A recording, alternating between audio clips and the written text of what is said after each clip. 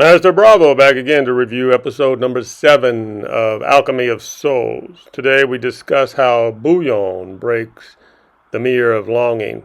In our last episode, Mu-Dogi is trapped in the mirror of longing.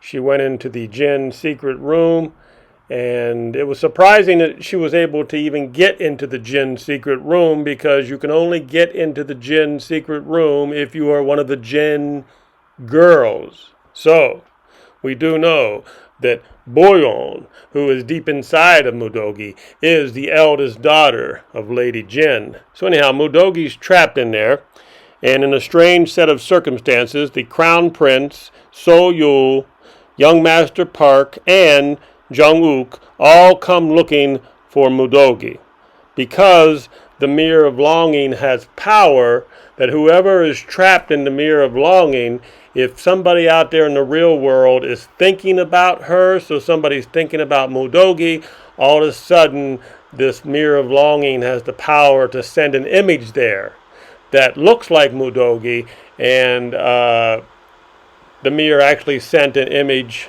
of Mu-Dogi not only to the Crown Prince, but to So-Yul, because they were both thinking about Mu-Dogi, and that enacted the illusion.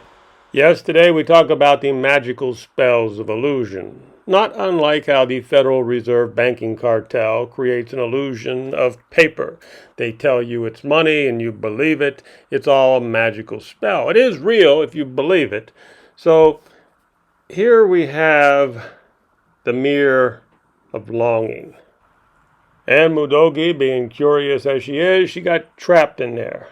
And like I said before, the mirror of longing sent an illusion of Mu-Dogi to the Crown Prince. The Crown Prince is sitting there drinking wine, and all of a sudden, poof, pops up what looks to be Mu-Dogi. But the Crown Prince gives her a glass of that awful smelling cinnamon wine that Mu-Dogi hates, and the illusion that was supposed to be Mu-Dogi, she's sitting in front of the Crown Prince. He offers her a glass of wine, and she says she likes it. At that point, the Crown Prince knows this is not the real Mu-Dogi. Who are you? And the mirror is broken, and off she goes. And this same illusion of Mu-Dogi also ends up visiting So-Yul, and So-Yul figures out quickly that this is not the real Mu-Dogi. Who are you? And so they went looking. They knew at this point, they knew Mu-Dogi was in trouble. They went looking for her, and again she's trapped in the mirror of longing. They sent for Jung-Uk because they're claiming that his maid stole something and she ran off. It's all a lie. She did not steal anything, and she did not run off. She's stuck in the mirror of longing in the Jin family secret room. Now, nobody knows Mu-Dogi better than Jung-Uk, and he knows something's fishy going on here. She did not run off. He believes that she is trapped, and he tells Lady Jin, I would like to go into your secret room. I believe he's thinking to himself, that's where she must be. And Jung-Uk is going to go into the secret room looking for Mu-Dogi, and of course all the rest of the young master mages want to go. The Crown Prince, So-Yul, they say, we're coming with you. So all three of them go into the secret room looking for the trapped Mu-Dogi. It's very scary in there. In the Jin room, they have these magical, mystical creatures, and you can get lost in the mirror. Anything can happen to you in there, because there's mystical creatures all created from the ice stone. It's not safe to go in there, but they don't care. They'll risk their life to find Mu-Dogi. Well, Lady Jin realizes how dangerous it is in there, and she tells the three young master mages that you only have an hour. Find her in an hour, because after an hour I'm going to seal the door. So all three of the young masters go in there and they look, and then the hour is about up and they haven't found her yet. But right at the last moment they figured out the mirror. When the mirror of longing had sent them illusions back before they got there. And they go back, yeah, it has something to do with the mirror. So finally they figure out that it must be in the mirror, but the hour's up. So the Crown Prince and So-Yul leave the room, but Jung-Uk is not leaving the room. He is not leaving that room without Mu-Dogi. Fate has brought them together. And if Mudogi is going to be trapped in there and dead, well, he will also. So there he is. He's in the room. The hour's over, and outside of the room, they're debating how you cannot lock. You cannot. They're trying to tell Lady Jen, you cannot seal the room now. John Ook is still in there. You'll trap him, and anyhow. But what does John Ook figure out when he's talking to the mirror? The mirror tells him it is true that humans can only see themselves in a mirror, but is that not an illusion? It is not real. So he does learn some things from the mirror, and he was lucky that the mirror did not trap him, but the mirror already had Mudogi. Junuk figures out that what is the power of the mirror. You cover a mirror and it has no power. So once Junuk covers the mirror with a blanket, well, that takes away somewhat of the power of the mirror. But the thing is, Junuk is not powerful enough to break the mirror of longing. And this brings us to the main character today, which we don't even really see. She is trapped deep down inside of Mudogi, and that would be Bu-Yeon. Bu-Yeon is the hero, and we don't even see her. So let's count the times that Bu-Yeon has used her powers to protect Mudogi. I mean, here we are on episode 7, and I think I can count at least 5 times that Bu-Yeon saved Mudogi. So let's count the ways. Number 1, in episode 1, when Naksu, the assassin, tried to shift her soul into this woman, Bu-Yeon intervened and used her powers to shift Naksu instead into the blind girl's body, which we then know as Mudogi. But technically, in episode 1, Bu-Yeon actually saves this maid's life. So instead of letting Naksu shift her evil soul into this young maid, Naksu came forward in Mudogi's body and said, no, you're not going into her, you're going into me. And guess what? I have the power to block you. I'm not going anywhere. So Bu-Yeon has the power to not actually leave her body, which would have a lesser soul would have transferred over into Naksu's body and died. But no, Bu-Yeon has powers unbelievable. So when Naksu, the soul shifter, tried to shift her soul into another body, she did so into Mudogi's body, not realizing that a powerful entity in there called Bu-Yeon is in there who has the power to block and trap souls. She literally has the power of the ice stone running through her body. And the reason is because when her mother, Lady Jen, was giving birth to her, oh, well, I better stop there. It's too early to tell you that secret. But Bu-Yeon did come out blind, but she had special powers, which her mother really is aware of. So let's go on to number 2. We are counting the ways that Bu-Yeon saved Mudogi. So we still don't know for sure if it was Naksu's power or Bu-Yeon's power, which saved her when she tried to commit suicide in the lake. Remember, she did not want to live in that weak body of Mudogi, and she didn't think she was ever going to get her powers back, so she went out to the lake to commit suicide. But when she jumped in there, she got her powers back. She was able to unsheath her sword, and she was, instead of drowning, she ended up back on the beach. And this, we believe, is probably Bu-Yeon's power, which saved her. But it's also possible that when she was in the water, that's Naksu's power. We're not sure which one it was, but they probably both had something to do with saving Mudogi on that suicide attempt. So now we're going on to number 3. And in many ways, this was another suicide attempt, but Mudogi didn't realize it. When she poisoned John Ook, and she would not tell the masters what type of poison that was, they tortured her. And she believed, I guess in her mind, that she would survive the torture. But the only way she really survived the torture was through the power of Bu-Yeon. So, and then that come in episode 2. So in episode 2, Bu-Yeon saved Mudogi from death when she was being tortured, and Mudogi doesn't even realize this. So there's a deep inner power here. And that's what we're trying to do here. We're trying to establish just how powerful Bu-Yeon is. And she is the key to the show. So we've already talked about 3 ways that Bu-Yeon has saved Mudogi. Once in the beginning during the soul shifting, once when she tried to commit suicide in the lake, and now again being tortured.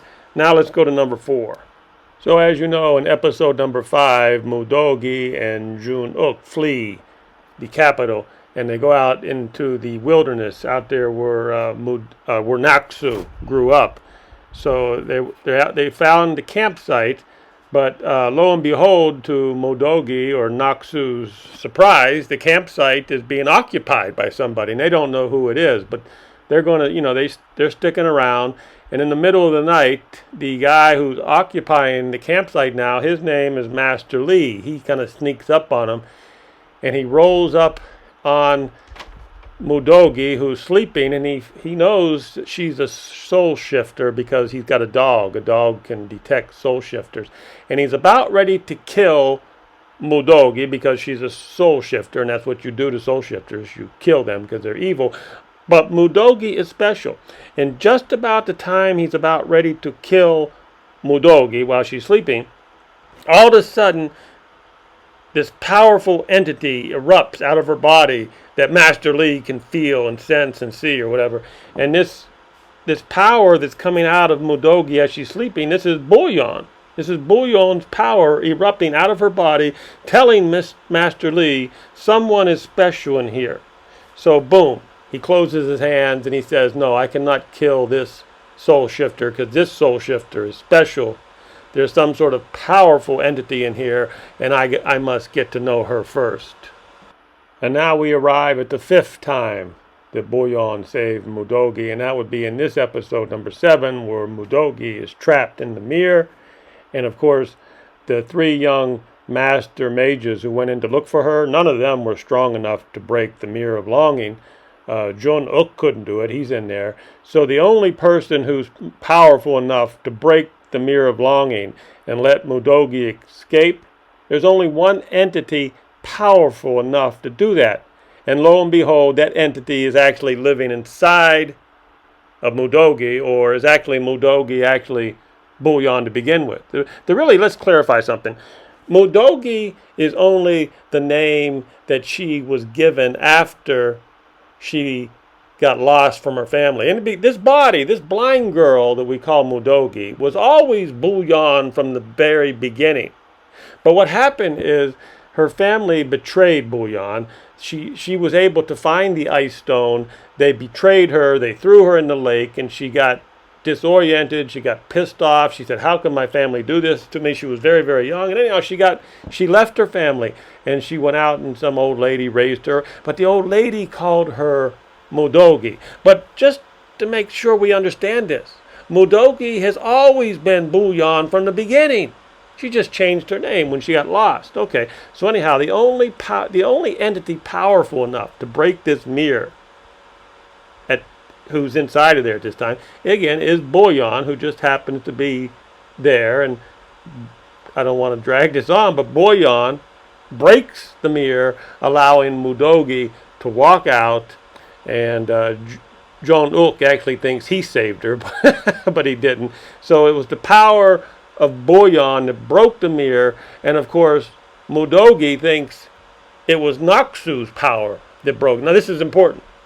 So you got to think in the brain of Mudogi, she thinks that the reason why she was able to break the mirror was because of her power, because she's Naksu. Remember, there really is no Mudogi. It's actually Naksu now. Naksu is the soul and the brain in Mudogi. And she believes that it must be Naksu's power that broke the mirror. But it was not Naksu's power that broke the mirror. It was Bu-Yeon. So we have to clarify this.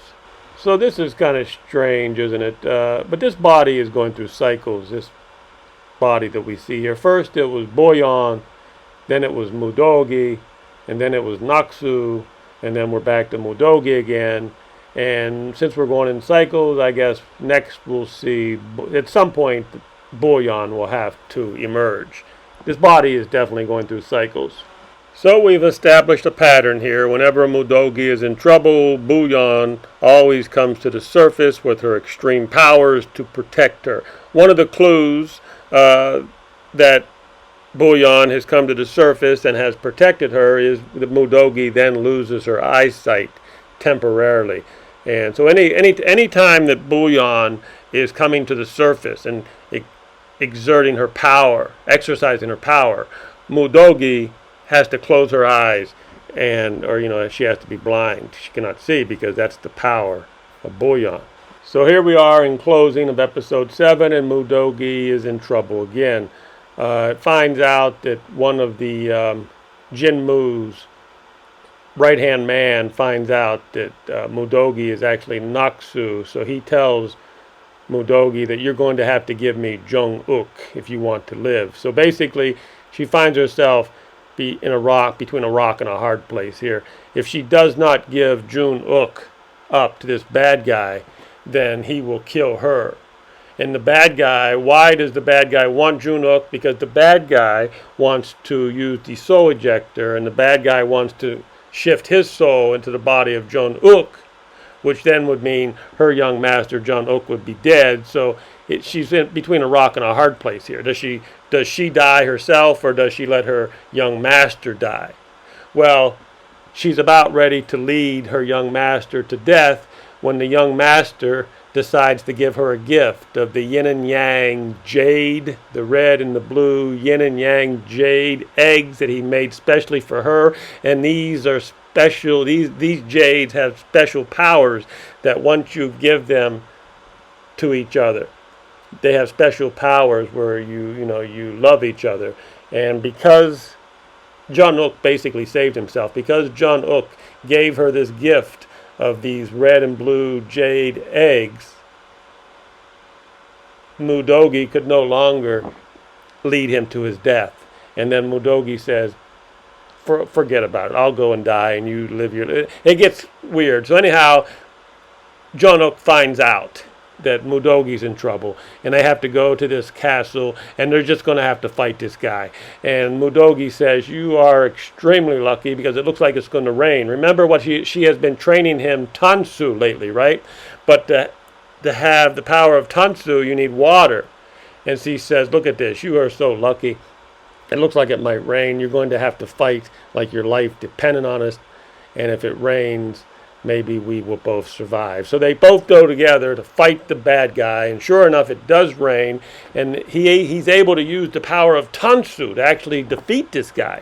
But that's not the end of it. The guy's not totally defeated. He pulls out the soul ejector, and boom, he's going to shift his soul into Jung-uk, and there's nothing that they can do about it. It looks like the bad guy is winning, but we'll find out in the next episode that maybe Bu-Yeon will come to the rescue again. And will it be the 6th time that Bu-Yeon had to save their asses? We'll find out in the next episode.